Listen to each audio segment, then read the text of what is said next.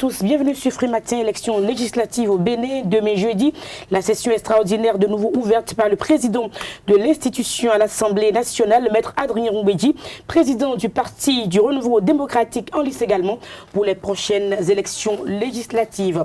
Ce mercredi 20 mars, le président Patrice Talon reçoit Nicéphore Dieudonné Soglo, ancien président de la République du Bénin, dans un contexte assez particulier lorsqu'on sait également que les relations entre les deux grands hommes ne sont pas forcément au beau-fils. Hier déjà, l'ancien président Nicéphore Dieudonné Soglo a reçu la visite du président de l'Assemblée nationale, le numéro 1 de l'institution parlementaire. Rencontre également aujourd'hui, ce matin, Thomas Boniaï, ancien président de la République, Joël Aïvo et d'autres ténors de la classe politique béninoise. Nous y reviendrons dans un instant dans le débat. La une des journaux sera présenté Kader Atura, signé Kader Achirou. Bonjour. Bonjour à vous, Nadine, chers amis internautes. Bonjour. À la une des parutions ce matin, les consultations diverses dans le cadre des élections législatives consensuelles. Nous avons également la une des journaux, quelques activités effectuées hier un peu partout dans le pays dans le cadre de l'exécution du programme d'action du gouvernement bénin révélé. Et pour finir, à la une des journaux, nous avons l'agenda du représentant de l'ONU au Bénin. Quelques informations d'ici et pourquoi pas d'ailleurs avec Anita Marcos tout de suite dans le bulletin d'information. Bonjour. Bonjour Nadège Dion, bonjour mesdames et messieurs. Le menu du bulletin de ce matin tournera essentiellement autour des concertations et des tractations en cours pour des élections législatives apaisées et inclusives au Bénin. Éliminatoire Coupe d'Afrique des Nations Cannes Égypte 2019. Avec le reporter sportif, nous ferons le point, mais il faut le noter au troisième jour de préparation du match Bénin-Togo. Les écureuils s'entraînent à huis clos avec un groupe désormais au complet. Nous en parlerons donc dans un instant avec Larios Adjak-Benon. L'horoscope du jour et quelques informations pêle-mêle viendront meubler l'émission que j'ai du plaisir à vous présenter. Bonjour, bienvenue. Voici la une des journaux. Bonjour à nous, chers amis internautes. Nous démarrons par l'informateur qui titre ce matin en manchette « Décrispation de la tension sociale ». Le représentant des Nations Unies en Afrique de l'Ouest consulte les acteurs. Le compte rendu à découvrir à la page 3 de la parution du jour du Canard. Toujours avec l'informateur, relecture de la loi électorale. Adrien Roubedji fait le point des décisions du comité de 5 à la presse. Plus de précisions à la page 3 toujours de la parution du jour de l'informateur. Toujours à la une de l'informateur ce mercredi, législative d'avril 2019, la commission électorale nationale autonome Sénat lance la formation des formateurs de ses agents. Des précisions à la page 5 de la parution du jour de l'informateur. L'informateur fait savoir ce matin que au sujet du dégel de la crise électorale, l'ancien président Nicéphore Dieudonné Soglo est invité au palais ce soir à 17h. À lire dans les colonnes de la parution du jour du quotidien béninois d'information générale et d'analyse l'informateur, le journal École des étudiants en journalisme à l'école supérieure d'administration d'économie, de journalisme et des métiers de l'audiovisuel ESAE. Nord-Sud quotidien manchette ce matin, amendement en vue de l'article 80 de la Constitution du 11 décembre 1990. Stop ne touche pas opportunisme. La Cour avait déjà tranché en 2017. Selon le confrère, plus de précisions à la page 3 de sa parution du jour. Toujours avec Nord-Sud quotidien, production record du coton, le satisfecit de l'AIC aux acteurs de la filière et à découvrir à la page 3 de sa parution du jour. Soleil levant, sortie de crise électorale, Patrice Talon reçoit Nicéphore Soglo ce jour. Sakala fiaché le président maire hier, nouveau pas du chef de l'État pour la paix, selon le confrère. Nous restons avec Soleil levant, tension politique en vue des législatives de 2019. L'ONU s'informe de la situation. Sa délégation présente à Cotonou, Nicéphore Soglo, Boniaï et Joseph Diogbenou rencontrés. Le compte rendu à découvrir dans les colonnes de la parution du jour du Canard. Le Caribou ce jour en manchette. Bénin, violation à main nue de l'article 80 de la loi fondamentale. Touché à un article de la Constitution exige une réécriture de la loi. Le silence des partis dits de l'opposition quant à la manipulation de l'article 80 de la Constitution en leur faveur écœure. La preuve que ceux-ci ne visent aucunement l'intérêt du peuple. Pour une révision sollicitée pour des intérêts du peuple, ils étaient tout vent debout. Sentant 5 ans de vie parlementaire passés sous leur nez, la révision passe sous coup férir. Plus de précisions dans les colonnes de la parution du jour de Le Caribou. Nous passons à le matinal à présent. Atelier technique avant le lancement de la route cotonnière. Djougou mobilisé derrière Biochane. Plus de précisions à la page 11 de la parution du jour du défi d'une génération. Toujours avec le défi d'une génération à l'oreille droite de sa une du jour. Première retraite politique, Mouel Bénin prépare ses candidats aux élections législatives. Des précisions à la page 11 de sa parution du jour. Toujours avec le matinal. Disponibilité d'eau potable à Bopa. Talentien, une promesse de campagne. Plus de précisions à la page 2 de sa parution du jour. Le matin, en deuxième titre à la une. Production de plus de 700 000 tonnes de coton pour la campagne cotonnière 2018-2019. Là, il s'est félicité des acteurs de la filière. Des précisions à la page 3 de sa parution du jour et toujours avec Le Matin. Probable échec de la révision de l'article 80 de la Constitution du 11 décembre 1990. Maître Adrien Roubedi, président de l'Assemblée nationale, dévoile son plan B et fait le point des travaux du comité paritaire. Plus de précisions à la page 12 de la parution du jour de Le Matin. Le leader du jour en manchette ce matin, atypique requête de l'opposition au Bénin, dissoudre la Commission électorale nationale autonome, abrogation des lois électorales, non-paiement de quitus fiscal. Est-ce sérieux? S'interroge le Canard. L'analyse est à découvrir à la page 3 de sa parution du jour. Libération ce jour en manchette.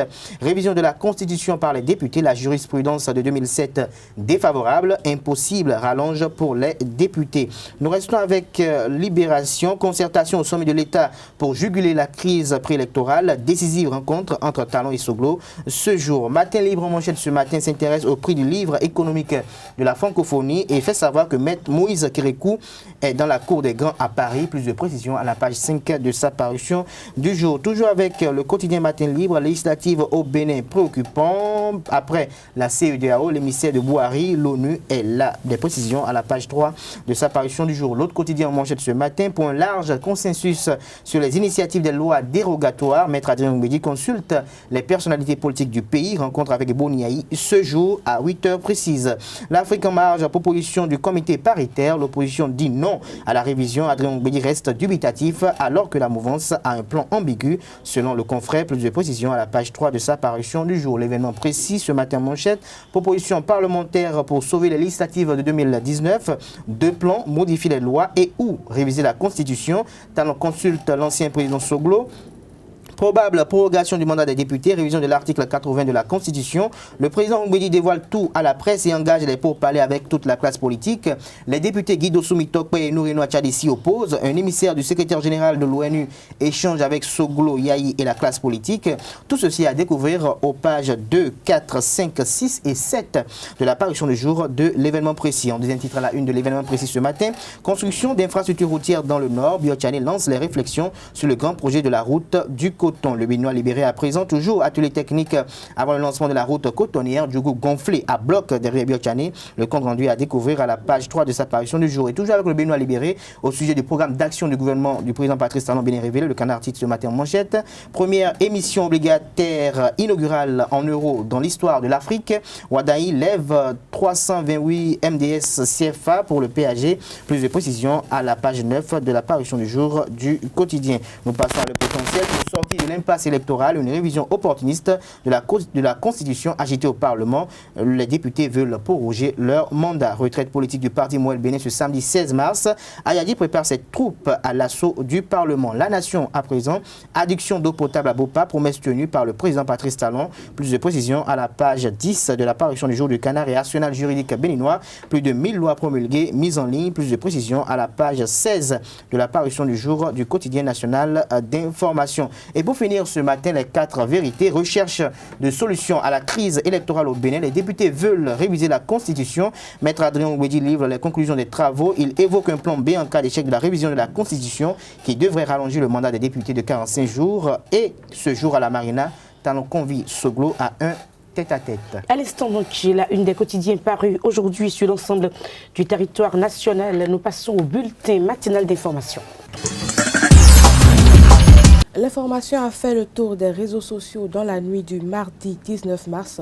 Le ministre de l'Intérieur, Saka Lafia, est allé remettre une invitation spéciale de son chef à l'ancien président de la République, Nicéphore Dieudonné Soglo. L'actuel chef de l'État, Patrice Talon, vient donc officiellement de manifester la volonté d'échanger avec son prédécesseur ce jour même à 17h au Palais de la République. Après le passage de la mission de la CEDEAO au Bénin dans le cadre des élections législatives du 28 avril 2019, l'Organisation des Nations Unies, ONU, à travers Mohamed Chambas, représentant spécial du secrétaire général des Nations Unies pour l'Afrique de l'Ouest et le Sahel, et une délégation sont en mission de médiation au Bénin. Entre autres visites déjà effectuées, ils se sont rendus chez le professeur Joseph Djogbenou à la Cour constitutionnelle, puis chez les anciens chefs d'État béninois, Nicéphore Dieudonné Soglo et Thomas Boniaï, À travers sa démarche, la mission de l'ONU est surtout venue exprimer le soutien de l'institution et de la communauté internationale aux efforts consentis par les acteurs politiques béninois pour la consolidation et le renforcement de la démocratie dans le sens du dialogue inclusif. Ils ont également formulé à l'endroit des institutions impliquées dans l'organisation du scrutin, formulé leur souhait du succès des élections législatives dans l'intérêt de la nation. Composé de 5 membres dont Kola Oleiji, Barthélémy Kassa, Eric Hundete et Garba Yaya, un comité paritaire a été mis en place et est présidé par le président du Parlement, Adrien Moubeji, chargé de faire des propositions consensuelles dans le cadre de l'organisation des élections législatives inclusives au Bénin. Ce comité a eu à formuler 3 propositions de loi modifiant la Constitution pour prolonger de 45 jours le mandat des députés de la 7e législature. Des propositions de loi dérogatoires, modificatives et complétives de la charte des partis politiques d'une part et du code électoral d'autre part. À cet effet, ESAE TV s'est rapproché de l'un des membres du dit comité afin de mieux comprendre l'essentiel des travaux qui ont abouti à ces propositions. Je vous invite à suivre le député Garba Yaya. Il est au micro d'Abdelkader Achirou. Il fallait toucher la charte. Et par rapport à ça, nous avons revu un article qui faisait injonction au ministre de l'Intérieur, lui donnait un délai pour effectivement lire, faire des observations en une seule fois et remettre le papier. Je dis bien, ce n'était même pas nécessaire. Si le chef de l'État a une bonne volonté, il aurait pu dire à son ministre de remettre les papiers. Parce que les partis de la mouvance ont bénéficié seulement de 48 heures pour avoir les papiers et passer au journal officiel. Donc voilà pourquoi il était nécessaire de toucher d'abord la charte des partis en ces articles-là. Ensuite, pour aller aux élections, il faut le code électoral. Le code électoral, il faut revoir le code électoral. Nous avons pris une autre loi dérogatoire, modificative et complétive par rapport au code électoral, en essayant de supprimer ce que nous pouvons supprimer, c'est-à-dire les délais, pour que nous puissions tenir dans les 15 mai, que les élections se passent le 15 mai. Il y a un certain nombre d'articles également que nous avons revus liés à la transparence pour que l'opposition soit naturellement présente dans les bureaux de vote et que les représentants aient un rôle. Le mécanisme de compilation et de transmission des résultats à la Sénat, nous avons revu ça également.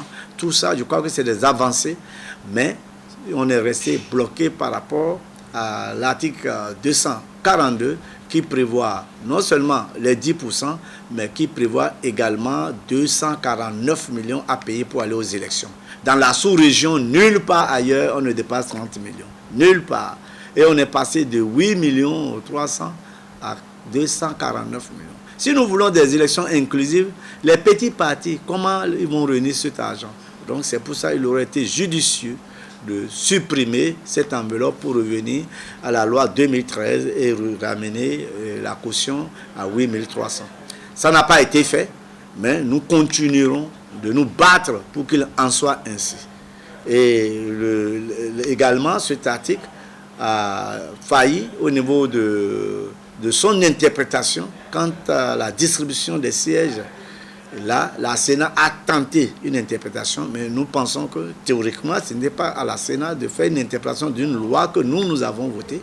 C'est aux députés eux-mêmes de reprendre et de faire une interprétation correcte que la Sénat doit appliquer. La Sénat reste dans l'application, nous restons bien entendu dans la mise en place de la loi. Alors, de là, les délais, puisque nous avons perdu beaucoup de temps, c'est vrai, mais c'est encore possible. Je dis bien c'est encore possible s'il y a la volonté politique. Le chef de l'État a dit qu'il veut des élections inclusives. Il faudrait joindre la volonté politique à l'acte, à la parole, pour que les gens délivrent les certificats ou les récépissés pour que tout le monde puisse aller. Et nous avons décrit le calendrier, on peut contracter les dates de façon à obtenir ce que nous voulons, à atteindre l'objectif, sans repousser le mandat des députés. Mais même si on devrait repousser le mandat des députés, moi je pense qu'il n'est pas nécessaire de toucher à la Constitution. La virginité de notre Constitution a été maintenue jusque-là. Ce n'est pas pour cet argument-là que nous allons dire que nous allons réviser la Constitution. Étant donné que déjà, comme je l'ai dit ailleurs, de la première mandature à la 6e mandature, les dates des rentrées parlementaires sont passées du début avril à 22 avril au 15 mai sans qu'on ne touche à la Constitution. Il est donc possible également, sur la valeur ou sur le rôle d'un consensus, de dire que nous allons faire les élections avant le 15 mai et nous allons installer. Rendu public depuis lundi soir, les 3 propositions de loi connaissent des réactions qui fusent de partout, tant sur le plan national qu'international. La question liée à l'amendement de l'article 80 de la Constitution du 11 décembre 1990 déchaîne les passions. ESAE TV vous propose, en attendant l'ouverture de la plénière du jeudi prochain, les appréciations de Guy Mitopé du parti Restaurer l'Espoir et de Geraldo Gomez de l'Union sociale libérale USL. On ne peut pas aller aujourd'hui rechercher le consensus au niveau du Parlement. Parce que les deux lois mises en cause aujourd'hui, la charte des partis politiques et le code électoral, ces 2 lois ont été votées par le Parlement et la majorité n'a pas encore changé au Parlement. L'esprit qui a animé, les motivations qui étaient les leurs n'ont pas changé. Donc nous pensons aujourd'hui que pour trouver un consensus, il faut le faire impérativement avec les acteurs politiques. Et lorsque le consensus sera trouvé au niveau des concertations de la classe politique, on pourra en ce moment bien précis changer ce consensus-là en proposition de loi. Et c'est en ce moment bien précis que l'Assemblée rentre dans le jeu. La proposition de loi qui sera introduite au Parlement, c'est une proposition de loi qui aura en ce moment bien précis recueilli l'avis aussi bien de la minorité que de la majorité. Mais qu'on s'enferme au niveau de la conférence des présidents, qui pour nous est disqualifié pour une pareille discussion. Parce que dans cette conférence des présidents, vous avez la majorité des représentants de la conférence des présidents qui sont de la majorité parlementaire et qui, eux, ont procédé au vote des 2 lois dont nous parlons. Il n'y a que 3 représentants de la minorité parlementaire dans la conférence des présidents. C'est le moment pour moi aussi de préciser que Maître Adrien Ngoubeji, l'actuel président de l'Assemblée nationale, est disqualifié comme médiateur dans cette crise. Nous pensons qu'il jouera le rôle une fois que le consensus qui sera transformé en proposition de loi sera déposé sur sa table au Parlement. Mais il ne peut pas être médiateur alors qu'il est partie prenante. Pour nous, c'est inconcevable. Ce qui a été dit au niveau de la loi qu'ils ont appelée loi dérogatoire de la charte des partis politiques et loi dérogatoire du code électoral, pour nous, ce qui a été fait au Parlement hier ne nous concerne pas. L'autre chose que je voudrais préciser, que nos amis de la mouvance présidentielle ont annoncé sur tous les toits que la minorité parlementaire a besoin de report et que pour cela, il faudrait faire un amendement constitutionnel ou une révision constitutionnelle. On n'en a pas besoin. Je viens de dire que le consensus se trouvera au niveau du rassemblement des acteurs politiques et de la classe politique. Mais l'autre chose, c'est que l'arrêt du processus actuel, parce que dans le même temps où on parle de trouver un terrain d'entente, la Sénat continue de déployer son chronogramme. Et pour nous, les décisions ne peuvent plus se faire dans un climat de sérénité. Cela ressemble à souffler le froid et le chaud. Pendant que le régime dit qu'il va falloir que nous puissions trouver des solutions, pendant ce temps, le régime continue de dérouler son chronogramme. Mais l'article 68 de notre Constitution permet au chef de l'État de faire 2 choses fondamentales. La première chose, cet article permet au chef de l'État d'arrêter le processus. Après consultation du président de l'Assemblée nationale, après consultation du président de la Cour constitutionnelle, le chef de l'État arrête par un décret pris en Conseil des ministres le processus. La deuxième chose que le chef de l'État peut faire ici, c'est la chose qui est réclamée par l'ensemble des députés. Aujourd'hui, que le temps il est court et qu'il faut donner 45 jours. Donc le chef de l'État prend un décret et cela nous évite l'amendement constitutionnel.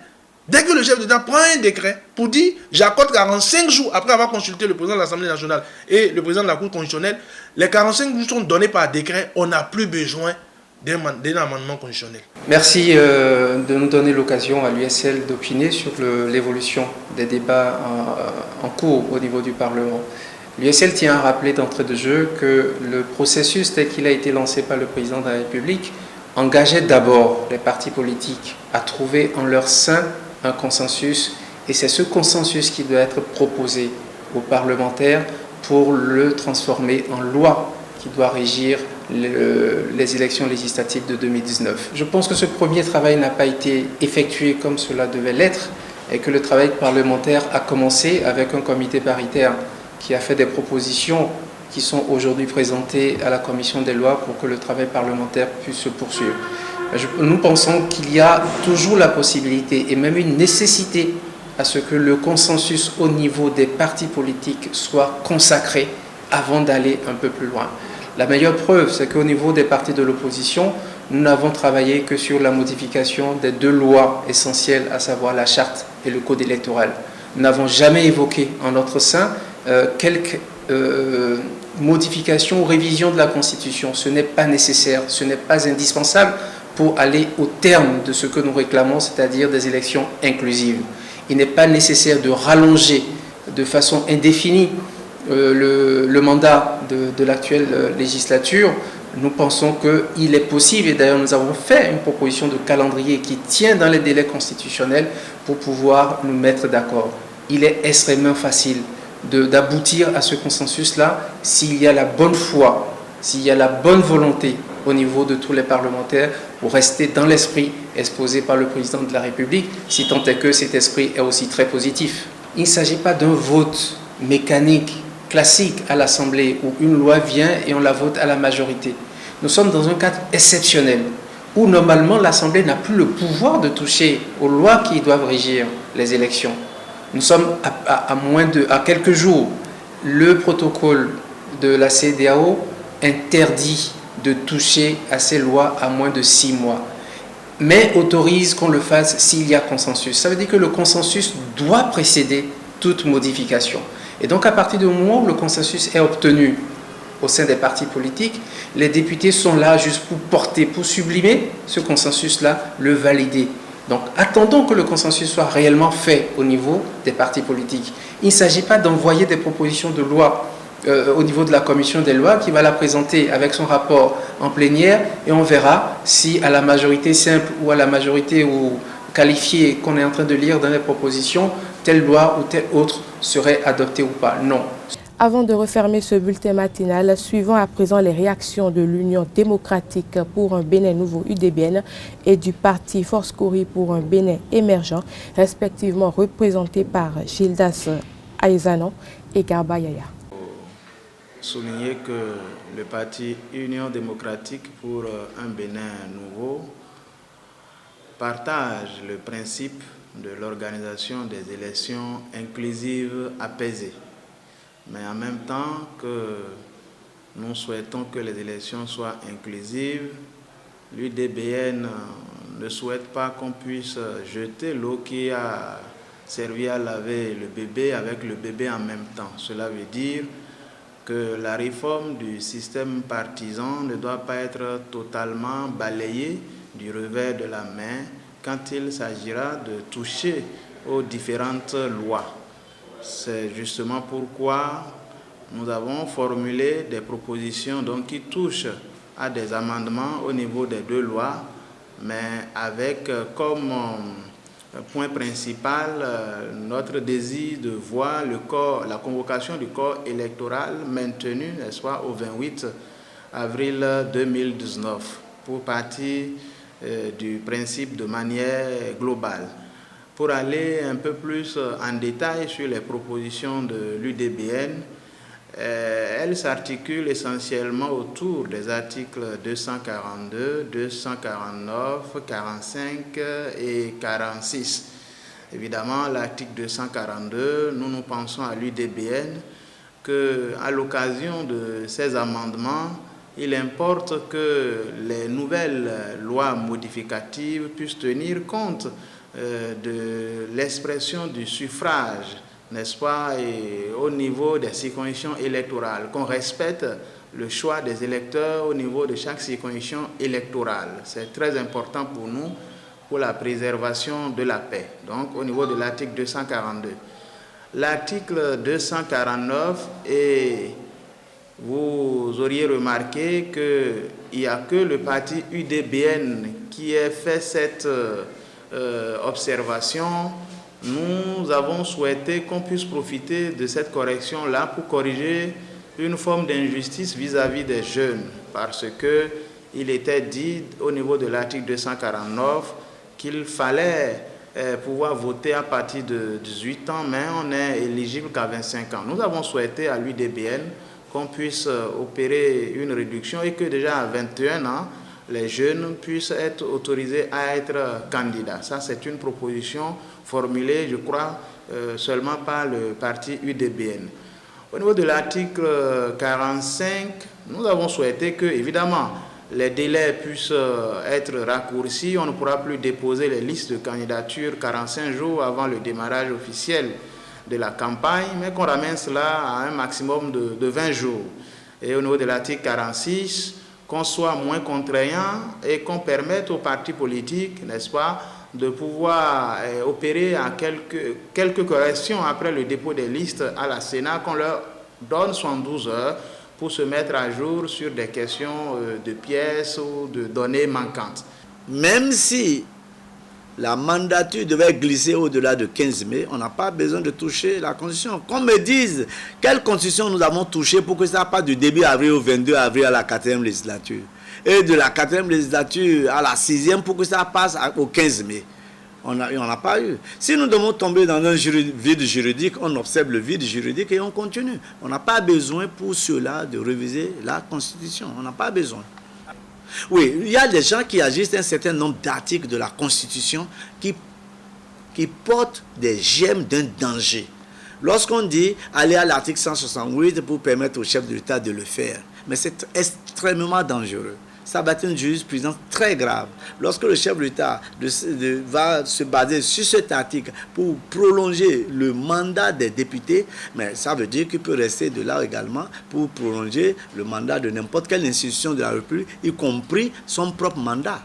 Lorsque nous allons permettre au président de dire, bon, prenez cet article, faites-en usage et prolongez-le, et s'il le prolonge d'un an, et sur le plan de 2 ans, pour dire que, bon, compte tenu de ce qui se passe, il veut que les élections coïncident en 2021. Qu'est-ce que vous allez faire?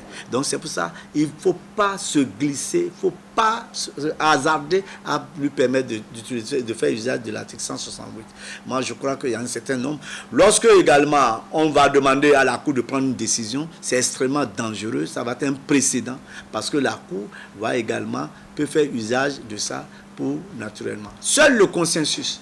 Si nous avons le consensus, ça a valeur constitutionnelle. Avec le consensus, nous pouvons tout faire. Et si vraiment nous avons la bonne foi, si nous voulons vraiment ouvrir pour avoir des élections inclusives, je crois que le BMP devra pouvoir nous aider, parce qu'ils sont plus nombreux, ils le savent. Ils peuvent bloquer à tout moment, mais la bonne foi veut que tout le monde aille vers ce que nous voulons. Voilà, ce sera tout pour ce bulletin matinal. Merci de nous avoir suivis. Excellente journée à chacun et à tous. La grande édition du journal est prévue pour 19h sur Zawi TV. Nous passons au débat sur Free Matin. Le débat sur Free Matin, nous parlons donc des élections législatives au Bénin, à la veille de ces élections législatives. Donc, Maître Adrien Roumbéji a rencontré le président Nicéphore Dieudonné Soglo hier, et l'ancien président sera reçu par le président Talon aujourd'hui. Bonjour, Kales Kitome. Bonjour, Nadège. Bienvenue dans le débat. Merci. Bien, le président Soglo qui est sollicité ou qui intervient dans le débat politique, ça fait quand même, ça laisse la place à beaucoup de réflexions. Et quand on sait que le président Yahi Boni aussi est entré dans la danse, si Diog Beno a eu à parler, et surtout si le représentant du secrétaire général des Nations Unies, Ibn Chambas, a été à Cotonou, je crois que c'est vraiment le moment de se rendre compte que l'heure est grave. Parce qu'avec tout ce qu'on connaît au niveau de l'information, dès que le représentant du secrétaire général des Nations Unies atterrit dans un pays, ça veut dire que les analyses ont été faites et sur le plan international, on s'est déjà rendu compte que la situation est alarmante. Et donc, quelle que soit notre position aujourd'hui, si nous sommes au Bénin, nous devons comprendre que de l'extérieur, la perception que les gens ont de notre pays, c'est que ça ne va pas du tout et que nous sommes à un niveau très très avancé dans la crise. Et donc, je crois que c'est intelligent de faire revenir les anciens présidents dans la danse parce qu'après tout, ils ont une expérience du pouvoir. Ils ont pratiqué le pouvoir, quelle que soit la façon dont on peut apprécier leur gestion. Ils l'ont fait pendant des années et avec le recul, forcément, c'est comme on le dit en Afrique, un vieillard assis voit plus loin qu'un jeune homme debout. Ça veut dire qu'ils savent à peu près ce qui peut être la chute de cette crise. Et donc, c'est important de les écouter. Et maintenant, il faudrait qu'eux aussi, ils parlent avec sincérité, qu'ils parlent avec leur cœur. Parce que, écoutez ceux-là, s'ils sont vraiment de cœur avec le peuple et le chef de l'État, ils vont faire les propositions qui vont nous permettre de sortir de crise très facilement. Mais si jamais ils avaient déjà d'autres plans dans leur tête, c'est qu'ils vont nous pousser dans le trou. Et donc, c'est un couteau à double tranchant. Une personne âgée, on peut l'écouter, mais en l'écoutant, il faut faire preuve de sagesse aussi pour ne pas récupérer ce qu'il y a de négatif dans son plan. Parce que quand on voit tous les deux, ils ont encore des activités politiques, ils ont encore des intérêts sur la scène politique et donc je ne sais pas vraiment ce qui va se faire pour qu'on puisse tirer le meilleur d'eux. Et également, le président de l'Assemblée nationale qui est en selle, il a toujours des intérêts dans le jeu politique. Et il est la deuxième personnalité. Ça veut dire que nous sommes, c'est comme un carré. Il y a le président de l'Assemblée, le chef de l'État, le président Yahibo, le président Soglo, qu'on est obligé d'inclure aujourd'hui, mais tous sont des intérêts à défendre. Et donc, ça veut dire que si le chef de l'État veut prendre de bonnes décisions, il faudrait qu'il soit vraiment inspiré et qu'il soit éclairé carrément par l'Esprit Saint pour pouvoir tirer vraiment le meilleur parti de tout cela. Sinon, nous allons vouloir, comme on le dit dans notre langue, en voulant faire dormir le bébé, nous allons le réveiller, ça va créer vraiment une situation qui va nous empêcher de bien dormir. Kader Achirou. Je dis d'abord d'entrée de jeu qu'il faut d'abord saluer le sens élevé du président Patrice Talon, le sens élevé d'humilité, parce que c'est pas facile à tout dirigeant de pouvoir tendre la main à des adversaires politiques, quelle qu'en soit la situation. Donc il faut saluer ce sens d'humilité élevé, ce sens de démocrate du président Patrice Talon qui aujourd'hui, face à la situation que lui-même il a eu à qualifier de préoccupante, a décidé de rencontrer des anciens partisans qui sont devenus aujourd'hui adversaires politiques. Je parle de l'ancien président Nicéphore Dieudonné Soglo. Et je crois que si les informations sont très bonnes et je dirais fiables dans les jours à venir aussi, il aura rencontré son ancien ami, son ancien copain, Thomas Boniaye. Je crois que cela s'inscrit dans l'intérêt supérieur de la nation. Mais l'inquiétude subsiste au niveau de est-ce que à la fin de cette semaine, nous pourrons avoir des résolutions concordantes. C'est là véritablement l'inquiétude, parce qu'à y voir de près de la manière dont les choses sont effectuées, à y voir de près de la manière dont les débats sont effectués de part et d'autre, le comité paritaire a eu à effectuer 3 propositions de loi. Nous avons au niveau de la classe politique des remous en ce qui concerne les travaux qui ont été effectués, parce que la plupart des acteurs politiques, en l'occurrence ceux de l'opposition, estiment que ce qui est proposé là n'est pas consensuel, parce que la question de 10% y est toujours. Même au niveau de cette information politique étant de la mouvance, elle n'accepterait pas cela, parce qu'elles estiment qu'il peut y avoir un parti politique qui, dans une zone, peut avoir raflé tous les sièges, et parce qu'elle n'aura pas peut-être obtenu les 10%, peut se voir ne pas arriver, je dirais, à la table de partage des sièges, ce qui serait quand même une injustice. De l'autre côté également, la question de caution pour la présidentielle et pour les législatives n'a pas été revue, ce qui était quand même important pour certaines personnes, parce qu'on estimait que pour des lois qui soient consensuelles et qui ne relèvent pas un caractère d'inclusion, il faudrait quand même permettre à tous les micro-partis également qui pourraient encore exister. Tant que dans la Constitution du 11 décembre 1990, il s'agit d'un multipartisme intégral et non restreint, qu'on devait quand même laisser le jeu plus ou moins ouvert à ceux qui quand même avaient la volonté de vouloir participer aux élections. Donc je crois que le débat va encore subsister à ce niveau donné. Il y aura encore, je dirais, des débats houleux de part et d'autre. Et la grande attraction, c'est au niveau de la révision constitutionnelle. Je suis quand même heureux de voir un peu la communication qui a été effectuée par les confrères de la presse écrite qui jugent qu'il n'est pas important, il n'est pas, je dirais, obligatoire que l'on révise la Constitution pour pouvoir prolonger le mandat des députés. Quand bien même à ce niveau donné, il y a diverses interprétations qui sont effectuées, parce qu'on estime que si on permet au chef de l'État, après consultation du président de l'Assemblée nationale et consultation du président de la Cour constitutionnelle, de pouvoir prendre une décision en Conseil des ministres de prolonger le mandat des députés, ça veut dire que désormais on peut assister à des scénarios de ce que le chef de l'État en Conseil des ministres, aussi après des consultations qu'on qualifie également de consultation politique, peut décider aussi de prolonger le mandat d'une autre institution de la République, ce qui ne serait pas agréable. Et donc, on voudrait bien que les choses se passent à entendre le président Adrien Mbedi avec son plan B, qu'on puisse compresser davantage le calendrier pour que les choses se tiennent à bonne date, pour que la législature s'installe véritablement le 15 mai. Mais je tiens à notifier, à préciser que ce n'est pas la première fois que nous tombons dans une situation du genre, parce qu'on a eu à revoir les dates par le passé sans réviser la Constitution. Et donc, il faudrait, et ça c'est très important, que chacun mette de côté son ego, ça c'est très important, et que face à la situation actuelle, chacun puisse proposer des choses qui prennent en compte ses aspirations profondes, mais également qui ne vont pas gêner les partisans ou peut-être les adversaires politiques de l'autre. Parce qu'il n'y a que à ce niveau donné qu'on puisse avoir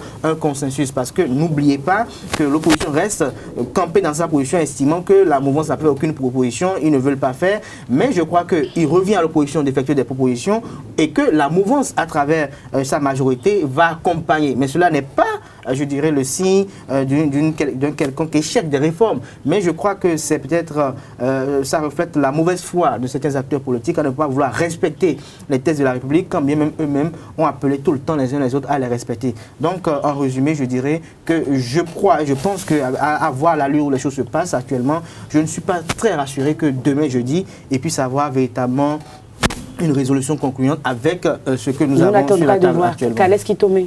Oui, mais je dois dire que personnellement, je suis extrêmement déçu de la classe politique béninoise, dans la mesure où j'estime qu'au moment où ces propositions de loi, ces projets de loi étaient sur la table, ils auraient pu prendre le temps de les étudier vraiment avec réalisme pour qu'on ne soit pas obligé de revenir sur ces textes aujourd'hui avec tout ce que ça crée comme désagrément pour tout le peuple.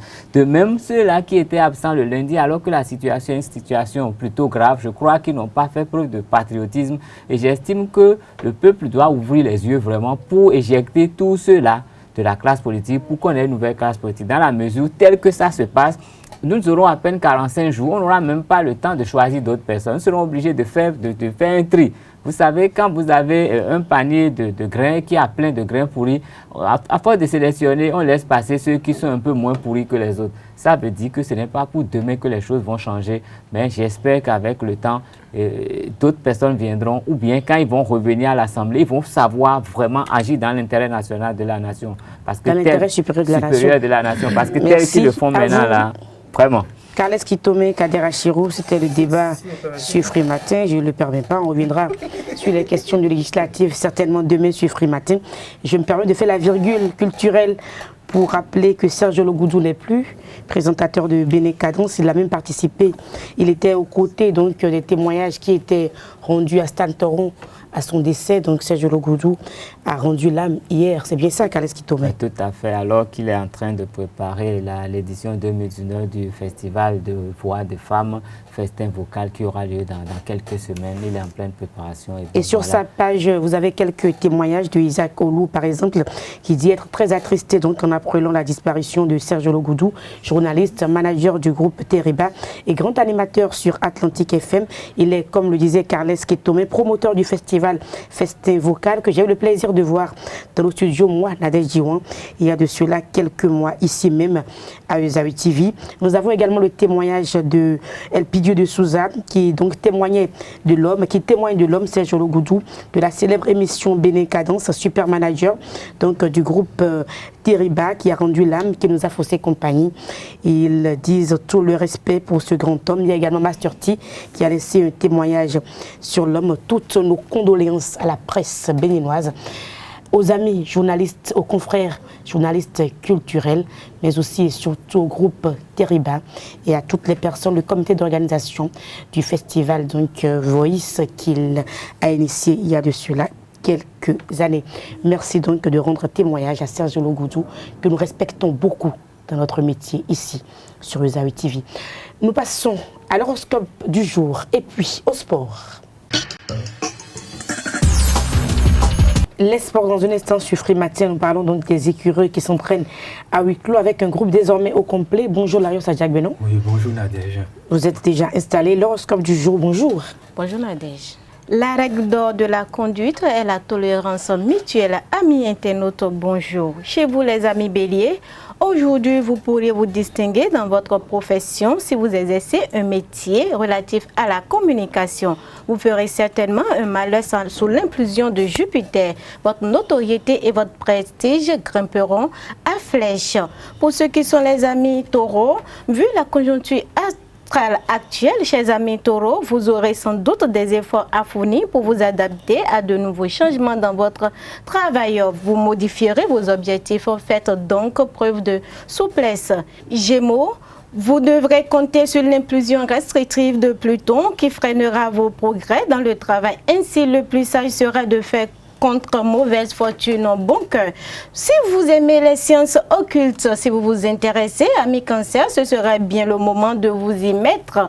Vous vous découvrirez peut-être des facultés paranormales soupçonnées et pourriez peut-être en faire un métier. Lion, dans votre travail, ne vous laissez pas décourager par les retards et obstructions qui vous empêchent d'obtenir des résultats dans les délais prévus. Vierge, en affaires, si vous aimez la bagarre, vous allez être comblé au cours de cette journée. Mais la lutte promet d'être chaude. Il est même possible que les protagonistes y laissent leur plume. Pour les amis balance, votre manque de réalisme risque de vous faire commettre de graves erreurs dans le domaine professionnel. Essayez donc de limiter au maximum les dégâts en attendant quelques jours pour traiter d'importantes affaires. Pour ceux qui sont les amis scorpions, dans le travail, votre esprit de compétition sera décuplé par masse pour ceux qui sont du signe scorpion. Veillez donc à ce qu'il ne vous aveugle ni ne vous empêche pas d'évoluer et de préciser la force de vos concurrents. Faites donc attention car une petite imprudence en ce moment ne sera pas pardonnable. Célibataire, il est peu probable que cette journée revête une importance particulière. Côté cœur, le soleil vous aidera à faire aboutir vos projets professionnels et à obtenir un certain succès chez natifs du signe Sagittaire. Pour les natifs du signe Capricorne, l'ambiance au cours de cette journée risque de ne pas être facile. Ne prêtez donc pas attention aux rumeurs sans fondement. Amis Verseau, fort heureusement, Mercure vous donnera assez d'intuition et de lucidité pour progresser et pour parer les cours. Pour les amis Poissons, comme il vous sera impossible d'être à la fois au carillon et à la progression, amis Poissons, entourez-vous donc d'une équipe dévouée et digne de votre confiance. La règle d'or de la conduite est la tolérance mutuelle. Agréable journée à vous. Les sports avec Larios Adjagoueno, bonjour à nouveau. Oui, bonjour Nadège. Les écureuils, je le disais, s'entraînent à huis clos avec un groupe désormais au complet. Oui, le dernier joueur attendu, Sebio Soko de Hansa Rostock en Allemagne, a rejoint le nid des écureuils ce mardi soir.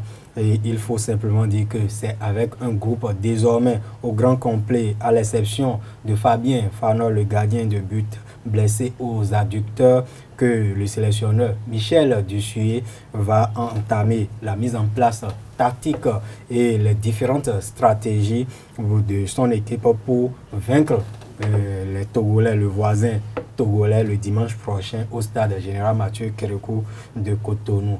Il a noté que depuis la Turquie, le gardien Fabien Farnol a envoyé un message de soutien à ses coéquipiers en équipe nationale.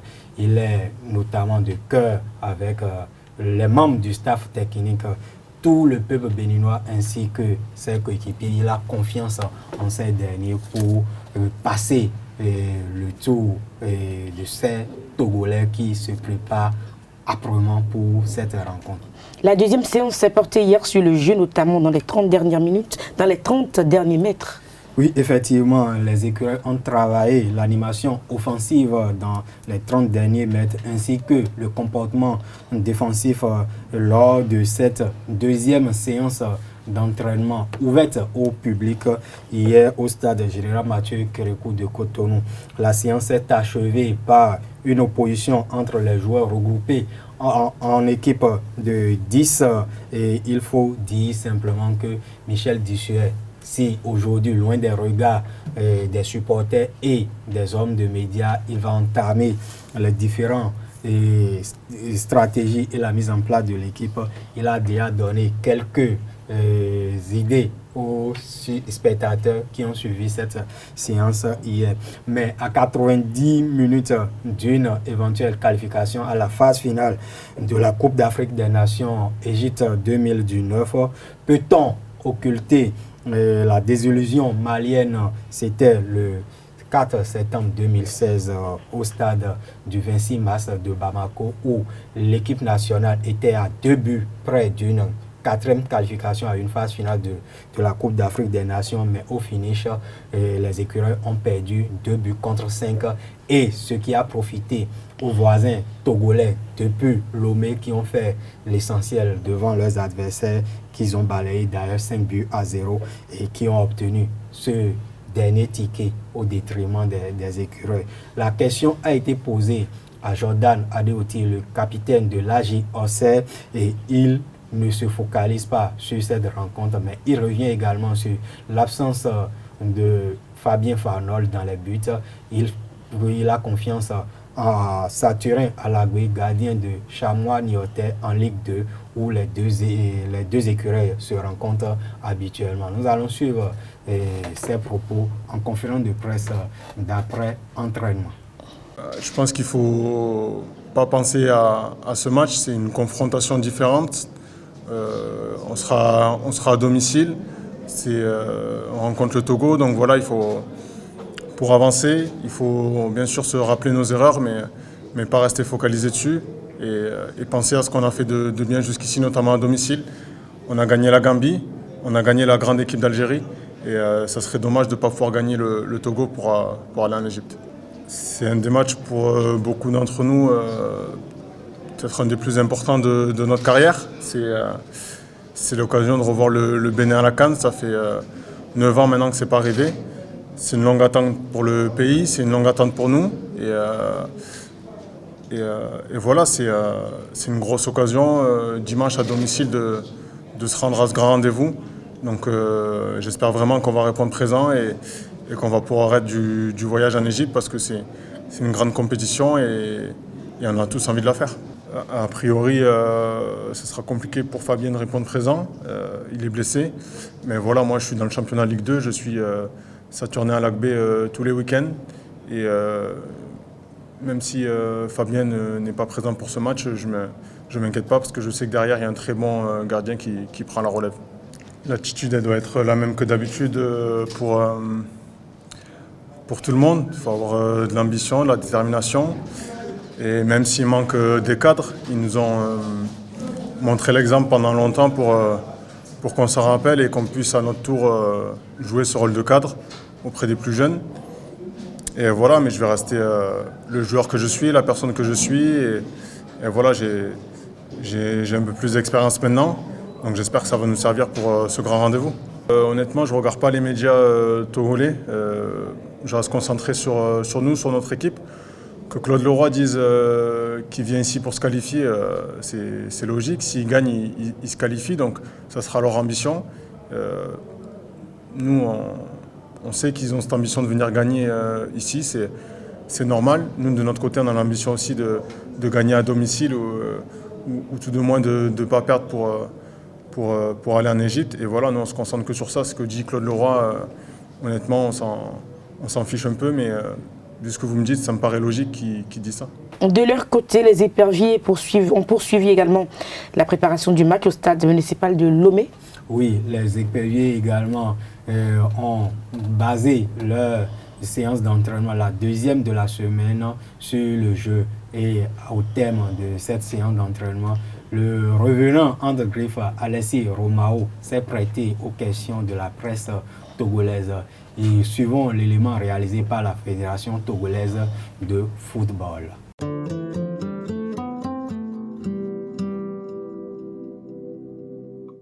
Le groupe il est jeune, et de la qualité. Et non, c'est intéressant de revenir dans ces conditions-là. Il y a pas mal de choses à faire et c'est de bon augure pour la suite.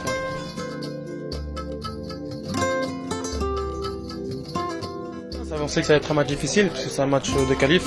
Et si tu gagnes, tu passes pour la prochaine CAN. Donc ça va être un match très difficile, physique, en plus à l'extérieur. Donc c'est à nous de travailler sur notre jeu, d'être concentré. De toute façon, on n'a rien à perdre. Donc on a tout à gagner. Donc voilà, il faut aller serein, confiance en nos qualités et en ce que le coach va nous demander. Et comme ça, on pourra faire quelque chose de bien là-bas.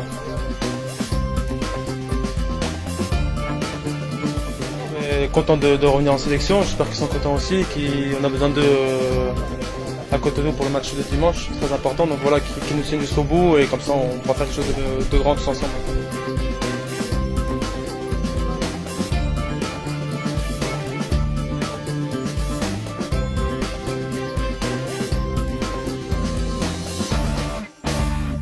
Merci à vous, Larry Sadiagbenon, pour ces informations sportives. Ainsi sur FM Free Matin de ce jour. Merci pour l'attention. Portez-vous bien et à demain pour un autre numéro. Au revoir.